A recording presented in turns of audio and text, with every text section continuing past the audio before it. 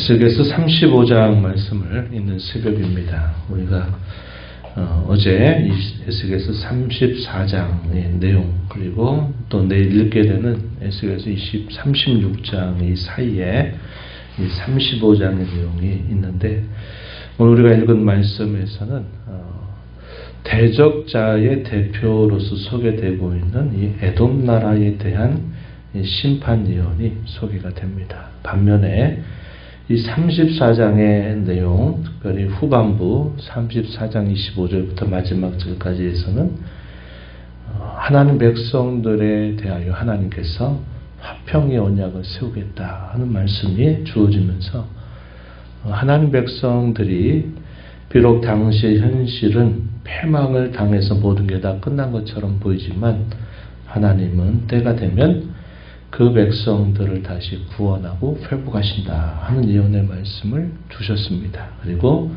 36장의 내용에서도 하나님 백성들이 또다시 여호와께로부터 받게 될 복에 대한 약속이 소개가 되고 있어요. 그래서 이 34장과 36장 이 사이에 오늘 말씀이 주어지는데 오늘 말씀은 하나님 백성들의 대표적인 대적자 이 나라가 그리고 심판을 당하게 된다 하는 사실을 말해줍니다. 하나님 백성의 회복과 더불어서 대적자들은 망하게 될 것이다 하는 내용들을 이 예언을 통해서 소개를 해주고 있습니다. 이것은 역사 속에서 예언되었던 내용이고 또 이러한 내용들은 역사 속에서 성취가 된 내용들입니다. 이렇게 역사 속에서 있었던 이 사건들을 통해서 오늘을 살아가는 저와 여러분에게도 마찬가지라는 겁니다. 하나님이 역사 속에서 행하시는 그 일에 대조되는 면들, 하나님의 백성들이 마침내 구원받고 회복이 되는데 모든 대적들은 패망을 당하게 된다 하는 이 사실을 이러한 역사적인 일들을 통해서 하나님이 보여주고 있다는 것입니다. 이것이 믿는 신자들에게 하나님께서 약속하신 복이다 하는 사실을 우리가 오늘 이 말씀을 통해서 확인할 수 있겠습니다. 이미도 우리가 읽었던 심판에 대한 여러 말씀들 중에서 에돔 나라에 대한 심판은 에스겔서 25장에서 이미 우리가 함께 읽은 바가 있었습니다. 거기에서도 이 에돔 가까운 형제로서 시작이 된 나라지만 역사 속에서는 오랫동안 이 숙적 관계를 맺었던 이 에돔에 대한 이 심판이 예언된 바가 있다 하는 것입니다.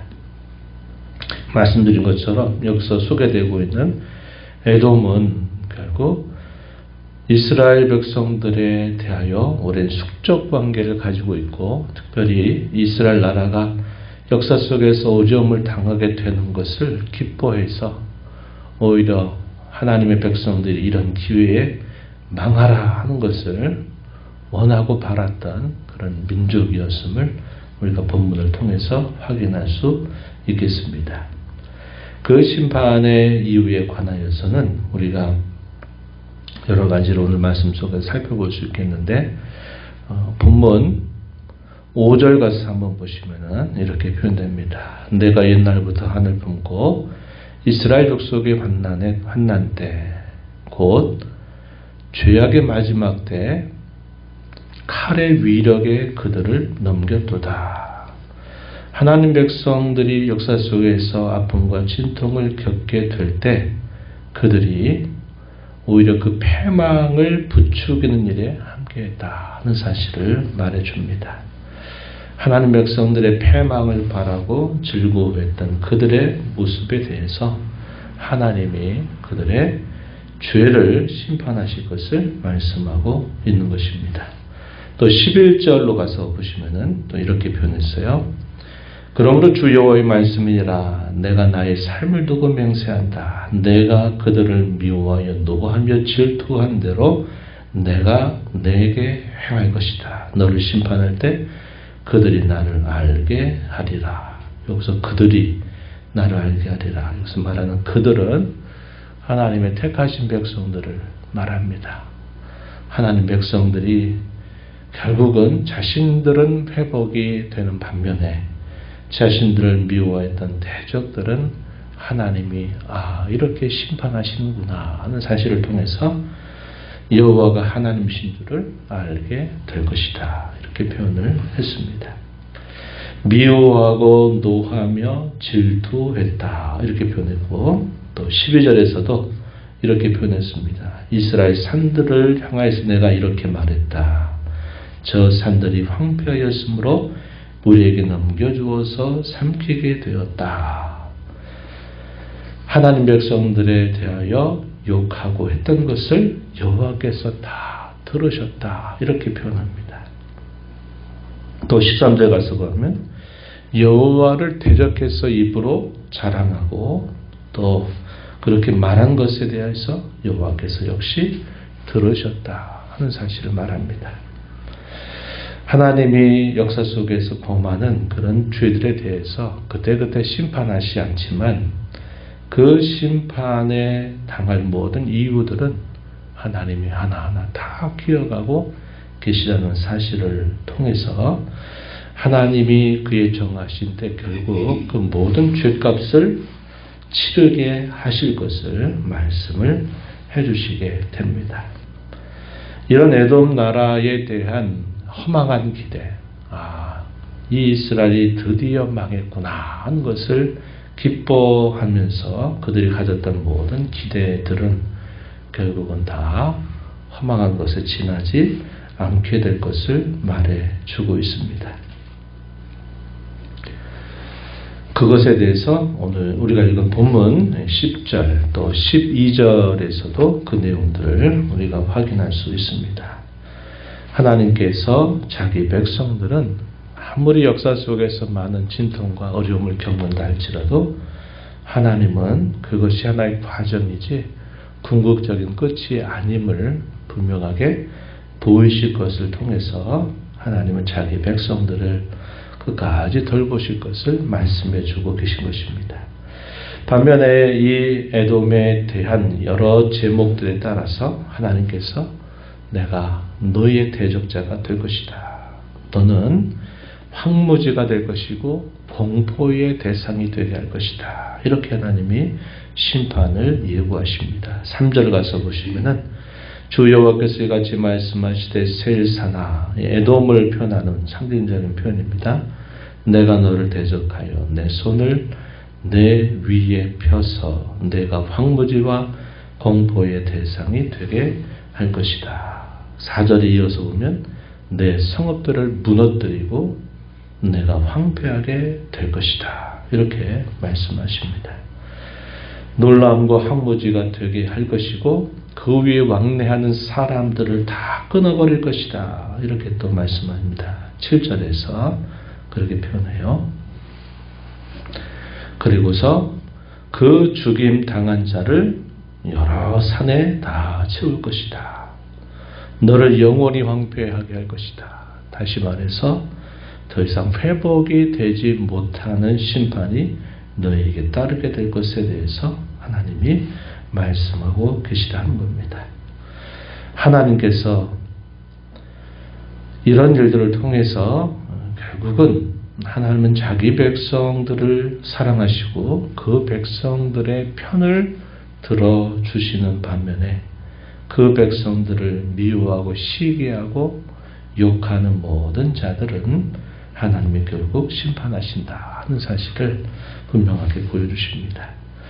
여기서도 우리가 반복적인 표현들을 여러 가지 보게 되는데요. 그 표현 중에 하나가 여호와인 줄을 알게 하리라 하는 이 표현이 오늘 본문 속에서도 여러 차례 반복이 되고 있습니다. 4절 끝에 가서 보면 내가 나를 여호와인 줄을 알리라 이렇게 말합니다. 또 9절 하반절 가서도 내가 여호와인 줄을 너희가 알게 될 것이다 이렇게 말해요. 또 15절 끝부분에서도 이렇게 말하죠. 내가 여호와인 줄을 우리가 알리라 하는 말씀하십니다.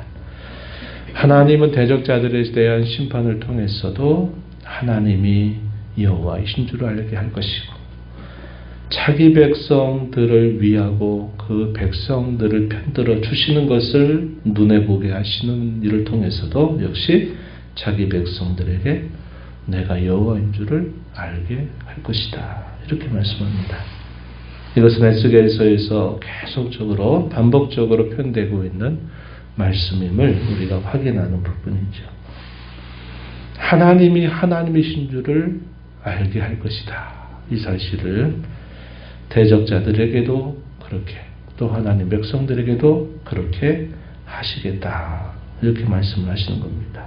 그러나 그 내용에 있어서는 선명한 대조로 이루고 있다는 것을 우리가 알게 됩니다. 대적자들에 대해서는 하나님의 공의와 그 심판의 위엄을 통해서 하나님이 여호와이신 줄 알게 하겠다는 것이고, 자기 백성들에 대해서는 하나님이 하신 그 말씀을 여전히 완성해서 이루신다고 하는 것을 통해서 역시 하나님이 여호와이신 줄을 알게 하겠다. 이렇게 말씀을 하시는 겁니다. 이것이 곧 하나님의 영광을 나타내시는 그런 방편이 된다는 사실을 잘 보여주고 있습니다. 이러한 말씀들을 통해서 우리가 분명하게 알게 되는 사실은 뭡니까?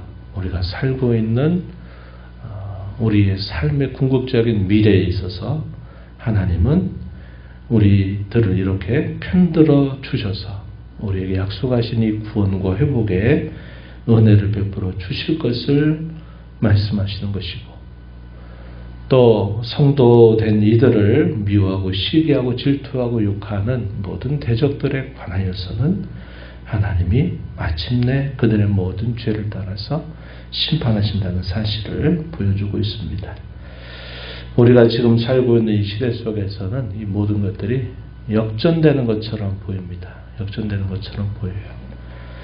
믿음을 가지고 살면 고난을 당하고, 믿음을 가지고 살면 세상 사람들에게 미움을 당하고, 믿음을 가지고 살면 세상에서 손해보는 것처럼 이렇게 여겨지는 때를 우리가 살고 있다는 겁니다. 그러나 이것은 하나의 과정일 뿐이다 하는 사실을 우리가 기억하고, 하나님이 저와 여러분을 사랑하셔서 편들어 주셔서 마침내 이 모든 것들을 하나님의 약속대로 굳게 세우실 것을 우리가 기대하면서 오늘을 살아가되 믿음을 가지고 우리가 하나님 앞에 살아야 된다는 사실을 우리가 배우게 되는 것입니다.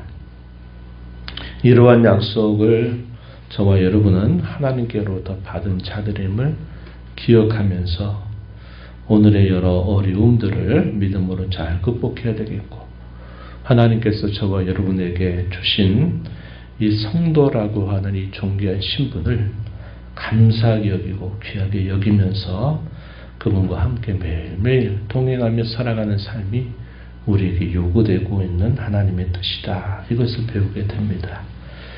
우리가 어떤 일들을 만나고 어떤 일의 결과를 통해서만 하나님을 아는 것만 아니라 우리가 매일매일 삶 속에서 그분을 가까이 하고 그분과 함께 동행하는 삶을 통해서 하나님이 하나님이신 줄 늘 언제나 고백하고 인정하고 또 살아가는 저와 여러분이 되는 것, 이것이 일상을 살아가는 우리에게 주신 놀라운 은혜다 하는 사실을 기억하면서 매일매일의 삶 속에서 하나님만이 참되신 신이다, 우리의 하나님이시다 하는 사실을 고백하면서 살아가는 저와 여러분이 되기를 바랍니다. 하나님 아버지, 이 새벽 시간 또 저희들을 깨워주셔서 오늘도 아버지 앞에 저희를 불러주시고 말씀을 통해서 저희가 살아가는 지금의 현실이 비록 모든 것들이 다 거꾸로 된 것처럼 보이는 때를 살아가지만 하나님이 마침내 이 모든 것들을 온전하게 다시 세우실 그때를 저희가 약속받은 자임을 알게 하여 주셔서 감사합니다. 역사 속에서 하나님 백성들에게 있었던 사건들, 여러 어려움을 당하는 중에도 하나님은 자기 백성들을 편들어 주셔서 그 백성들은 회복시키셨으며 하나님의 백성들을 미워하고 시기했던 모든 대적들은 회복이 없는 심판을 통해서 하나님이 여전히 살아계심을 분명하게 보이셨습니다. 오늘을 살아가는 저희들에게도 일상 속에서 모든 것들이 다 거꾸로 된 것처럼 보이는 그런 삶을 산다 할지라도 하나님이 정하신 때 이 모든 것들을 올바르게 세우실 그 날을 저희가 약속받았음을 기억하면서 일상 속에서 하나님과 동행하며 하나님이 하나님이신 줄 알고 살아가는 저희들이 되게 하시고 저에게 주신 이 믿음을 굳게 붙들고 하나님과 동행하는 삶을 살아가도록 저희들을 도와주시옵소서. 주 앞에 나와서 기도하는 모든 심령들의 간구를 귀로 주시고 응답해 주시기를 바라며 예수님 이름으로 기도하옵나이다. 아멘.